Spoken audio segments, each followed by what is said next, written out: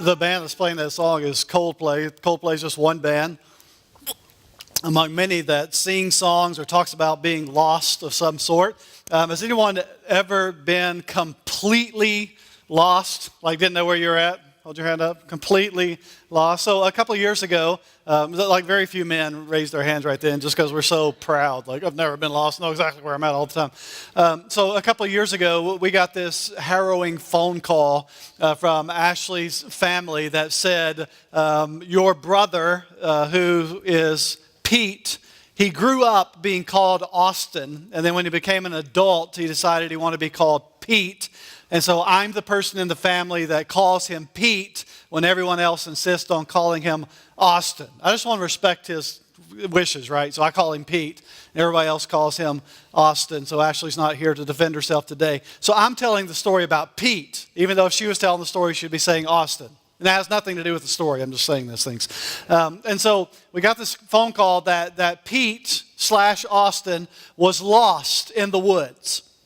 And so he went hiking, and when I say woods, it's not just like the patch of woods in behind the house. Like they went hiking in the mountains outside of Seattle and Washington, which is huge national parks, and you have to be very careful. It's easy to get lost, and then if you get lost and off radar, then it's impossible to find. Like they have people that get lost and die and never found again type stories that happen fairly often.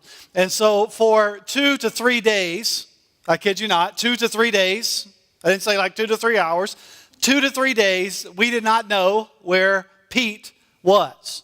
He was completely lost. He was with a grown man. He was probably, I guess, in his early 20s. He was with an adult man, probably in his 40s, that he's friends with the son of the man, and they had a dog with them. So the three of them went on this hike, had limited supplies, and got totally, completely lost in the woods. Fortunately, after about 2.5 days and spending that amount of time in the deep woods, they were able to find them and to rescue them. And really, like they brought in the rescue squads and the teams and helicopters and all those things and finally found them. But for about 2 or 3 days, we were extremely nervous and anxious about the reality that he was lost and potentially would not be found.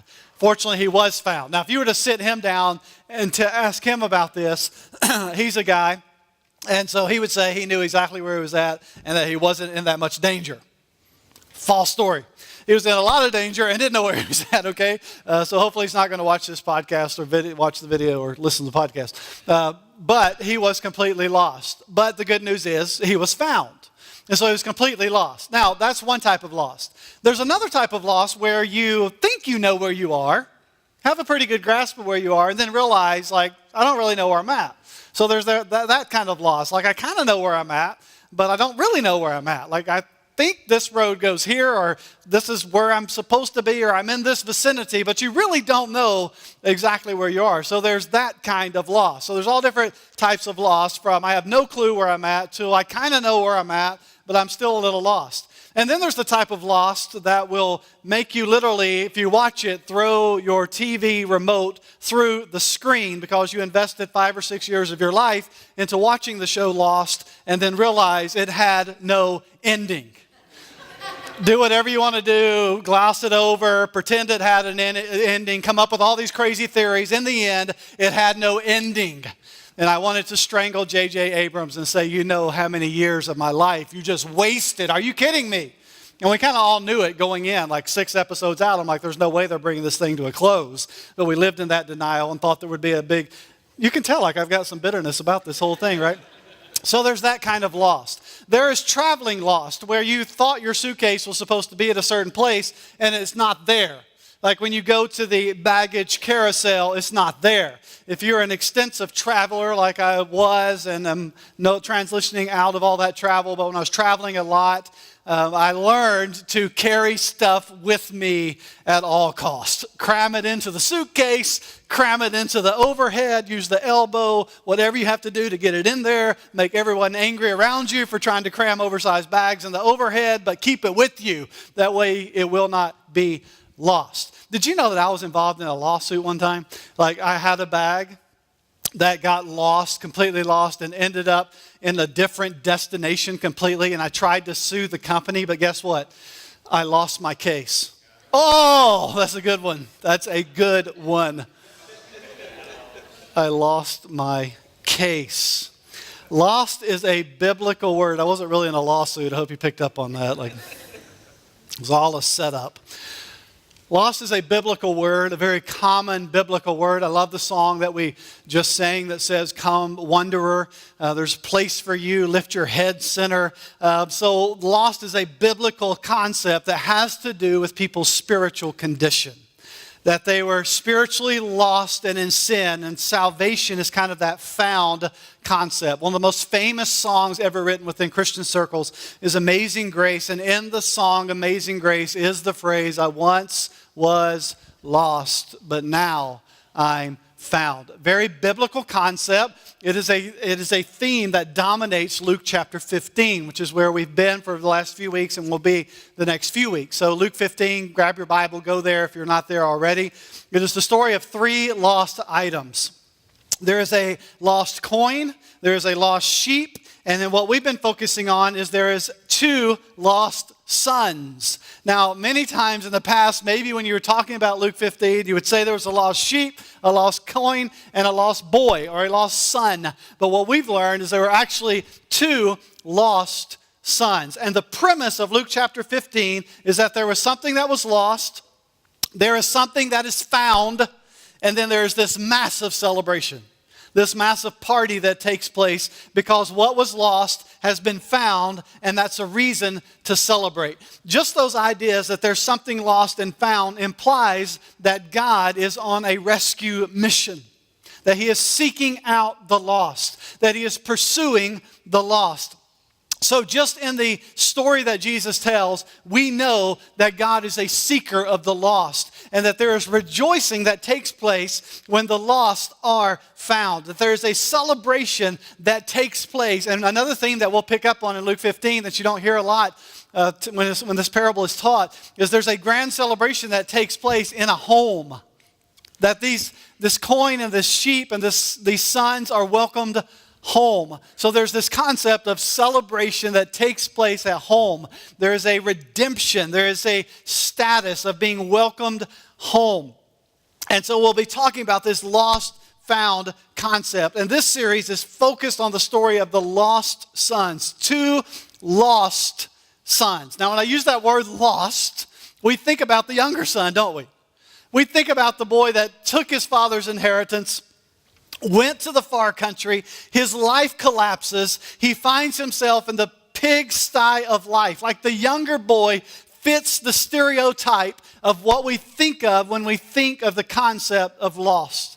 That he lost his way. We even use it, don't we? He lost his way. You know why we get the story of the younger son? You know why we get that he was a lost boy? Because we've been there, haven't we? We've been in that status. We've been lost. We've been in the far country. We've squandered what God gave us. We identify with the younger brother. We understand that idea of lostness. But what we've learned in this series is it wasn't just the younger brother who was lost. That it was also the older brother who is lost. The boy who stayed home. The boy who did right. And yet he is in the story equally as lost as the younger brother. Now, it's not a phrase, lost is not a phrase that we tend to associate with the older brother. So his lostness is a kind of more subtle form of lostness. But what we learn is his lostness was equally as devastating. He's equally as estranged and alienated from the father as the younger brother. And I would argue that his lostness is even more dangerous than the younger brother's because it's so subtle. So we're going to look more deeply into this concept today. We're going to define kind of this older brother lostness. What does it mean to be lost from the older brother picture? Now let's reread the story of the older brother. I think we're familiar enough at this point with the younger brother. Let's pick up in the middle of the story, starting in verse 17 of Luke 15. But when he, and the he here is the younger brother, but when the younger brother came to himself, he said, "How many of my father's hired servants have more than enough bread, but I perish here with hunger? I will arise and go to my father, and I will say to him, Father, I have sinned against heaven and before you. I'm no longer worthy to be called your son. Treat me as one of your hired servants." Like we get this type of lostness. We get that the younger brother is lost here and comes to himself and is seeking repentance. And then the beautiful picture of verse 20, he arose and came to his father, but while he was still a long way off, his father saw him and felt compassion and ran and embraced him and kissed him. What a beautiful imagery of the father welcoming home this younger lost son. And the son said to him, "Father, I have sinned against heaven and before you. I'm no longer worthy to be called your son." But the father said to his servants, "Bring quickly the best robe, put it on him, put a ring on his hand, shoes on his feet. Bring the fattened calf and kill it, and let us eat and celebrate. For this my son was dead and is alive again." And here's our phrase, he was lost and is found. And they began to celebrate. So there we see it, lost, found, celebration. And then 25, where we pick up in the story. Now his older son was in the field, and as he came and drew near to the house, he heard music and dancing, again, celebration. And he called one of the servants and asked what these things meant. And he said to him, "Your brother has come, and your father has killed the fattened calf because he has received him back safe and sound." But he was angry and refused to go in. So his father came out and entreated him, begged him. And he answered his father, "Look, these many years I've served you. I've never disobeyed your command. Yet you never gave me a young goat that I might celebrate with my friends. But when this son of yours came, who has devoured your property with prostitutes, you killed the fattened calf for him." And the father said to him, "Son, you are always with me, and all that is mine is yours. It was fitting to celebrate and be glad. For your brother was dead and is alive," and here it is again, "he was lost and is found." So as we begin to unpack, what does it mean to be lost from an older brother perspective? The first thing we see that defines kind of this older brother lostness is this idea of resentment. Look back in verse 28 again. But the older brother was angry and refused to go in. There was this deep-seated anger, this resentment, this bitterness in the older brother. Let me explain why that happened. Because the older brother had this mindset. If you live a good life, you get a good life. Live a good life, do the right thing, get a good life.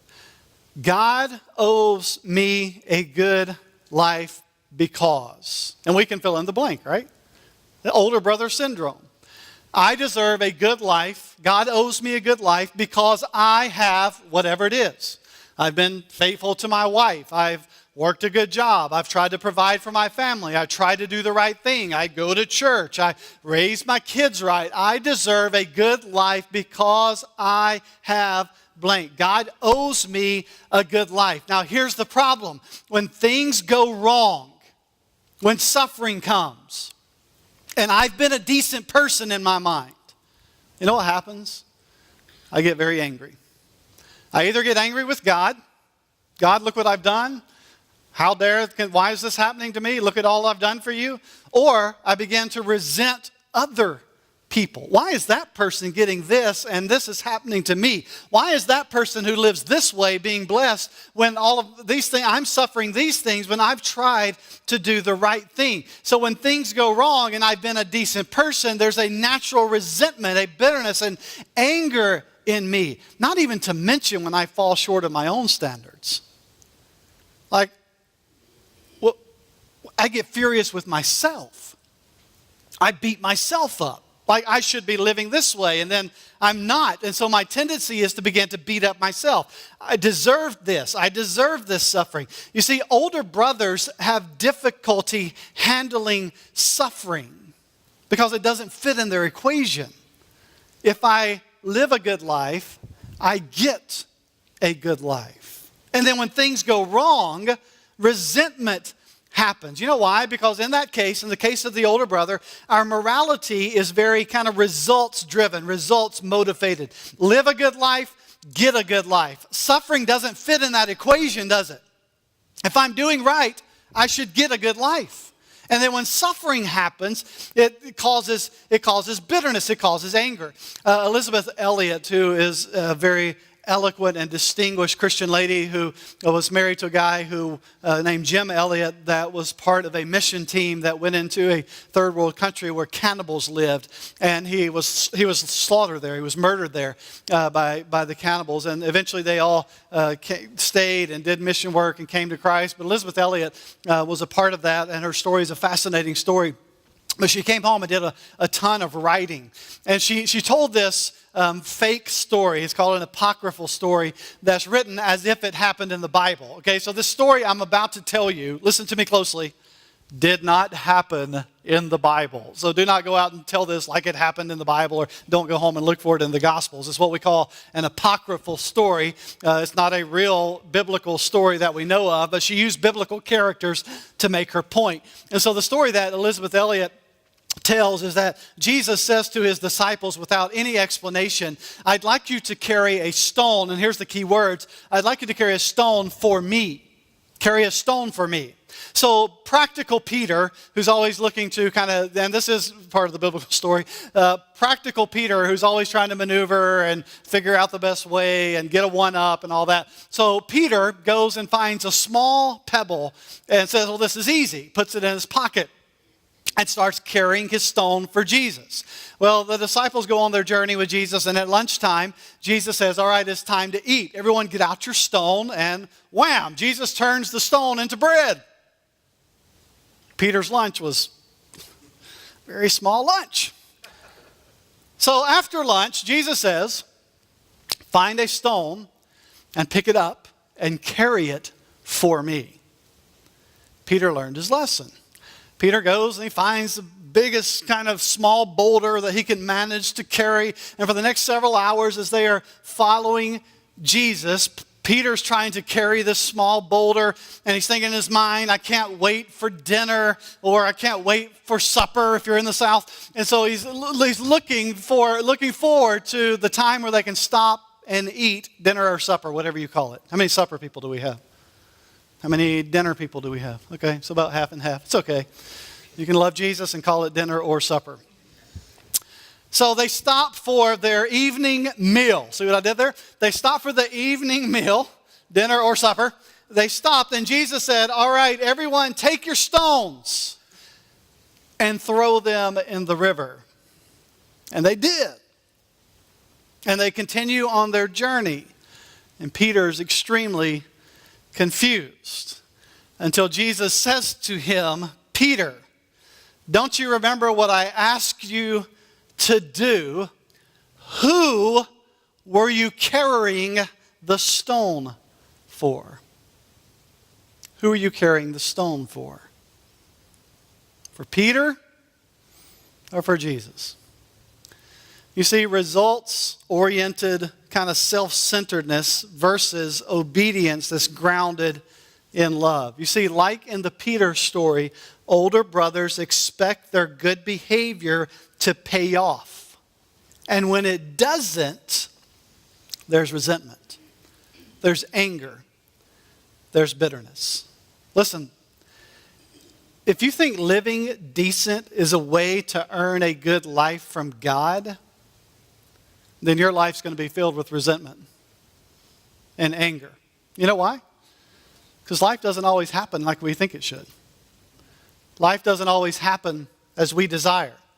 Life doesn't always happen, doesn't go the way we think it goes. So if I always feel like God owes me something because I live a decent life, a good life, if I'm always focused on others, I'm better than this person, not as bad as that person, why is this person getting this and I'm not? If that's the focus of your life, you will live a life filled with resentment, bitterness, anger. But look what else this older brother experienced in his older brother Lostness. There's also this attitude, this sense of being superiority. Look what he said in verse 30 again. We focused on this last week for a few minutes.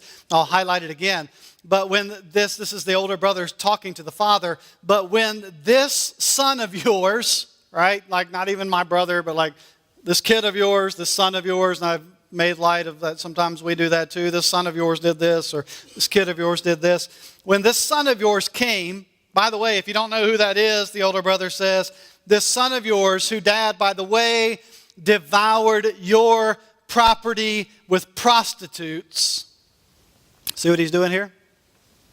That son of yours, you know, the one that took your money, your well-earned real estate, land that you had to sell, that you had to take a hit on your pride. This son of yours who disrespected you. And by the way, Dad, he didn't invest the money in anything wholesome or healthy. He didn't multiply the money. He wasted it on prostitutes. Dad, don't forget this son of yours.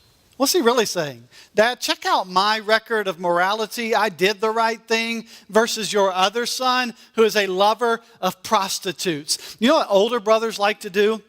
They love to create and promote kind of the self-image of being a hardworking, moral, smart, savvy person, of being a part of kind of an elite group, that I'm not like the riffraff of society. I'm not like the people who live in that part of town. There's these feelings of superiority. I'm better than this group or this person because I don't do these things or because I do these things. Did you know that racism and classism, like I'm better than you because I'm in a different social class, you know those things are grounded in this? Kind of this self-image superiority. I'm better than you because I belong to this race. I don't live in this part of town. I don't behave in that way. I don't depend on those people for money. Racism and classism are grounded in older brother superiority. Now, this happens even in religion, doesn't it?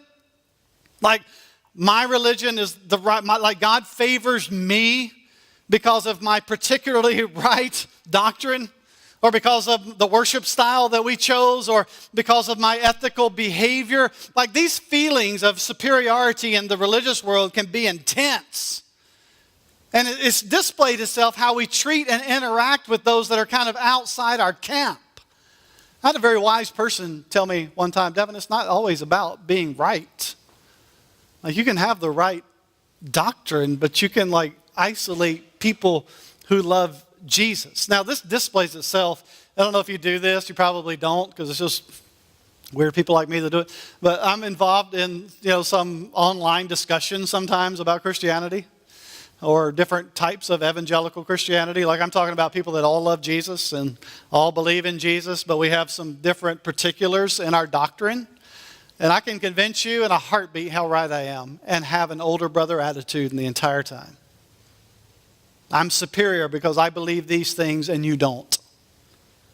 Superiority.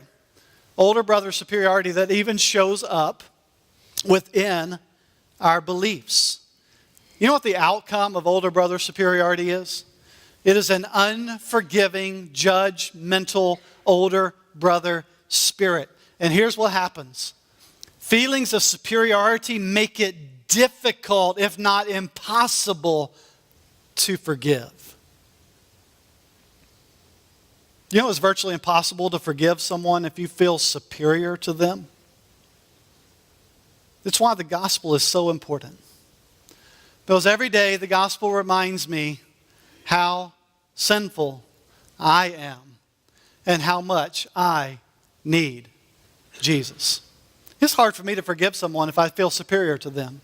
And it's why I have to preach the gospel to myself every single day, that I am a desperate sinner in need of desperate grace. My sin may be different than yours, but it is equally wrong before God. And recognition of my own sin and my own need for grace humbles me and enables me to forgive in Jesus. The only way that I can forgive you of a sin that's different than mine is to recognize my own need for salvation, my own need for a Savior. And when I am operating from the platform of I need Jesus, it enables me to forgive you of your sin, even though it's different than mine. Does that make sense?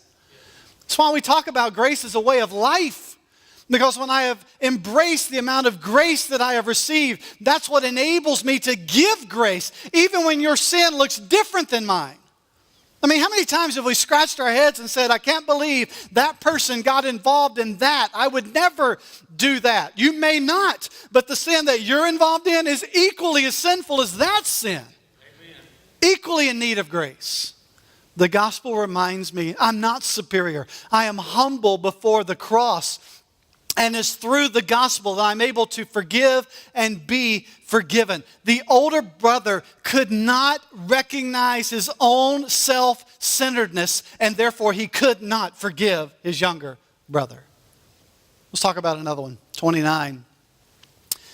There's a level of insecurity going on here. The younger brother says to his father, look, these many years I have served you, and I've never disobeyed your command. Yet you never gave me a goat that I might celebrate with my friends. Older brother lostness is often defined by insecurity, an insecurity of the father's love. You never threw me a party. You never gave me a young goat. I was never able to celebrate with my buddies. You see the pouting that's going on.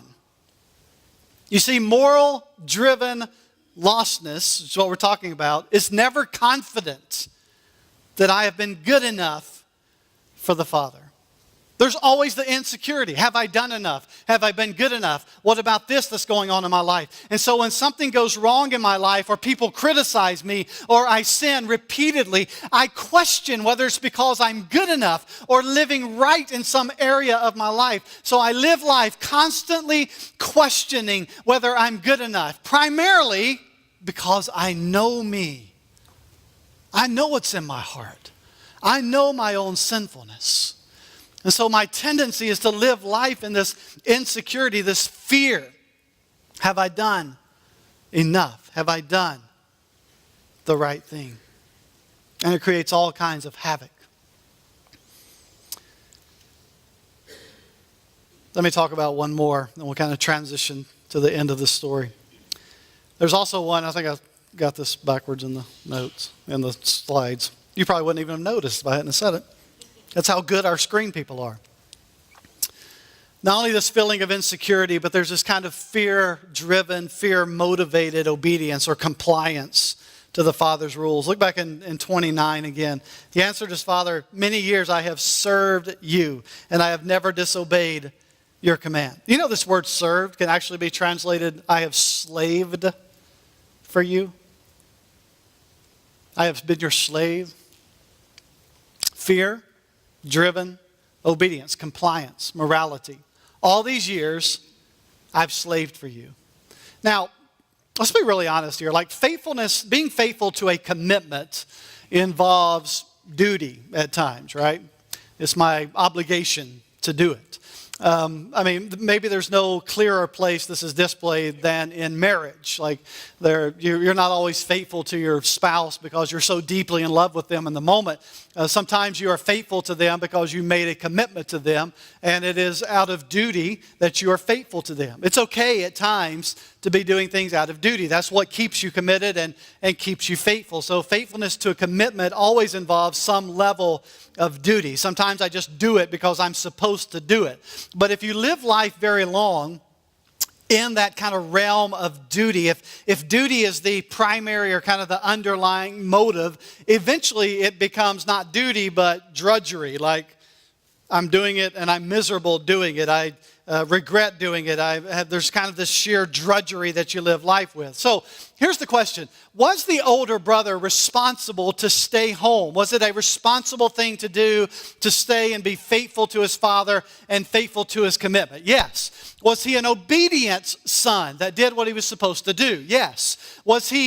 Should he be applauded for doing good and not running to the far country and all those things? Yes. He was faithful. He was dutiful. He was obedient. Yes, yes, yes. But what the story shows us is that his obedience was slavish. It was joyless. It was fear-driven. Like, we're a country that has a history of slavery. And if you read anything about that time in our nation's history, slaves were not compelled out of goodness and because they wanted to do it and because they were treated fairly. Slaves work out of fear, the fear of consequences. Now, let me illustrate this for you in a way you'll understand it. Is telling the truth right? Is it the right thing to do to tell the truth? Yeah. Absolutely. Is why you tell the truth important? Not just telling the truth, but is the why, the motive behind telling the truth important? See, so here's the difference. I can tell the truth out of a motive of the fear of getting caught. I don't want to get caught being dishonest. Or maybe I'll be perceived as being a dishonest person if I don't tell the truth. Like those are motives, and those are motives that can lead you to do the right thing at times. But I can tell you this.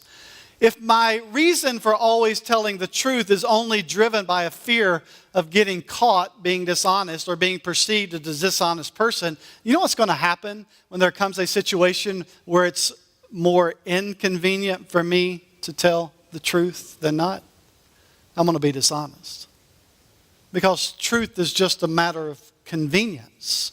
And when the time comes where it's inconvenient to tell the truth, I'm going to default toward dishonesty and not truth. I'm going to tell a lie when it's advantageous to me.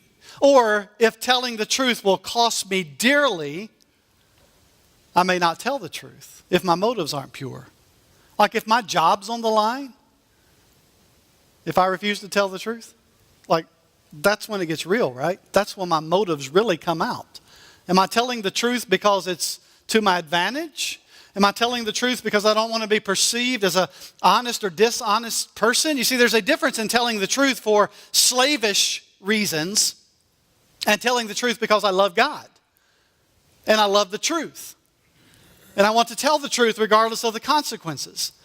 Honesty for reasons of fear does not get to the root of the problem. The problem is the human heart, which is naturally self-centered. Here's the danger. Fear-driven morality, fear-driven, in this case, telling the truth, actually strengthens the older brother's lostness because ultimately I'm only being moral for my benefit. Selfish reasons. And this is kind of hard to wrap our minds around, but I hope you can get it. Did you know you can do selfless things for selfish reasons? I can feed the poor for all the wrong reasons. I can give money to people for all the wrong reasons. I can help others. I can be charitable. I mean, we can go down the list of good moral things you can do for all the wrong reasons, for my own benefit at the end of the day. That's what's happening with the older brother. He stayed home. He did right. He obeyed the father for all the wrong reasons. And that's why he was as lost as the younger brother. I heard the story of a gardener who lived in a kingdom that grew the largest carrot he had ever grown. I don't know why a carrot is the symbol in the story, but it is, so I'm going to roll with it. The gardener grows this large carrot, and he takes it to the king. He says, man, this carrot is so huge and humongous, like I need to give this to someone. And so he takes it to the king and is brought before the king, this humble gardener in the kingdom. And he says, King, I have grown the largest carrot I have ever grown, and to show my admiration of you and my devotion to you and my love for you, I want you to have the carrot. And the king's like, this is outstanding. Like, thank you so much for the token of appreciation. Here's what I'm going to do. I've got this fertile piece of land right beside the palace. And because you've shown your faithfulness and devotion, I want you to live there. I want you to garden there. I want you to grow vegetables there. I want that to be your spot. And the farmer's like, wow, this is overwhelming. I didn't intend for that. I just wanted to show my devotion to you. In the meantime, there's a nobleman that's listening in on all this. And he has a brilliant idea. He goes home because he was a person that raised horses. And he finds his biggest and strongest and most beautiful black stallion. And he leads it into the palace the next day. And he brings it before the king. And he says, I am a raiser of horses. I don't even know what that title is. But I'm a person who raises horses. And this is my biggest, strongest steed. This is my black stallion. And I want to give it to you as a gift to show my devotion to you. And the king says, thank you for the gift. You are dismissed. You know why? Because he discerned the nobleman's heart. And the nobleman is confused. And here's what the king says to the nobleman. The gardener was giving me the carrot, but you were giving yourself the horse. You following? The gardener, the king says, was giving me the carrot. His motive was to show his love and devotion to me. But you are giving yourself the horse because ultimately the intention was, what will I get by giving my horse to the king? You see, underneath the act of selflessness is actually selfishness. Getting what we want through what appears to be kind and charitable and generous acts. Here's the problem with that, and I have lived this. The problem with fear-driven compliance and selflessness, the problem is eventually it blows up. It blows up. It erupts. Because at the foundation of the selflessness is the sinfulness of my own heart and my own selfish heart.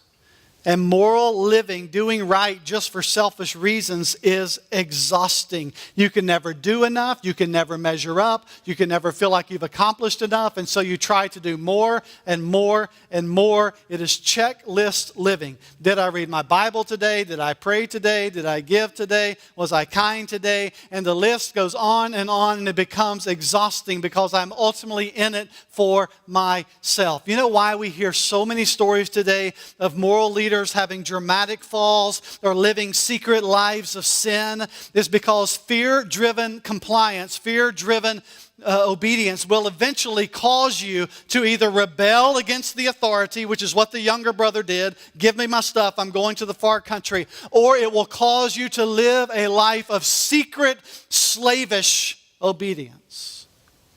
And eventually, it'll blow up. It will erupt because it's exhausting. And you'll destroy your life in the process.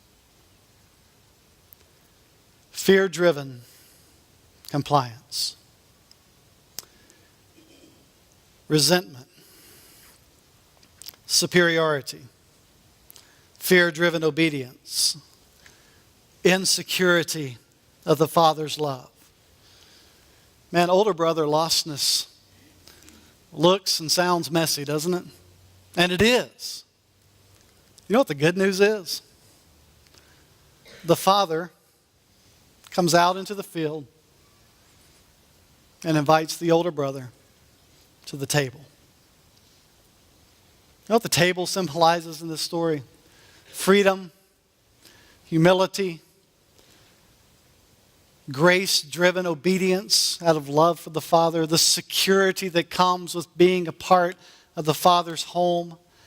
The Father invites us into this type of relationship with Him, not a relationship driven by resentment and superiority and fear-driven compliance and insecurity. Have I been enough, done enough, been good enough? Not the insecurity that comes with older brother lostness. He invites us into this relationship that is grounded in grace and freedom and humility and love for the Father and security in the Father's home. The Father invites us to the table. So here's my question for you as we end this message today. Who needs to hear this message of older brother lostness? Well, a couple of easy ones, right? One, older brothers. I told you that churches tend to be filled with older brothers instead of younger brothers. The original audience of Jesus, this story was told to the younger brothers, like they were the reason Jesus is telling this story. So older brothers need to hear it. And the reason that older brothers, including you and I, need to hear it is because we fail to recognize our need for Jesus. We talked about that last week, that older brothers often do not comprehend or understand their condition. See, you can be sick and not realize you're sick or not acknowledge you're sick or not even feel like you're sick and fail to go to the doctor. And you know where that ends? Death. A person can be sick and not recognize it, see it, feel it, know it, and can end up dying. That's older brother lostness. Jesus said, I didn't come for the healthy, I came for the sick. And if you don't recognize your sickness, that you're a sinner in need of Jesus, then you will die lost. Older brothers need to hear. You know who else needs to hear this message? Younger brothers. You know why younger brothers, particularly in our culture, need to hear this message? Because do you know why many younger brothers picked up their bags and walked away from the Father's house? Because they got sick of older brothers in the house. You know why so many people walk away from church? You know why so many go and flee to the far country and waste their lives? If you talk to them, a lot of the times the reason is because they were sick of older brother mentality in the church. Anyone know what I'm talking about? Anyone been where I'm talking about? They walked away because of older brother attitudes. They are tired of attitudes of resentment and bitterness and superiority and fear-driven obedience. And guess what? They're right. They're right. Churches are filled with older brother mentalities. They are right at some level. And that's why the answer is the gospel.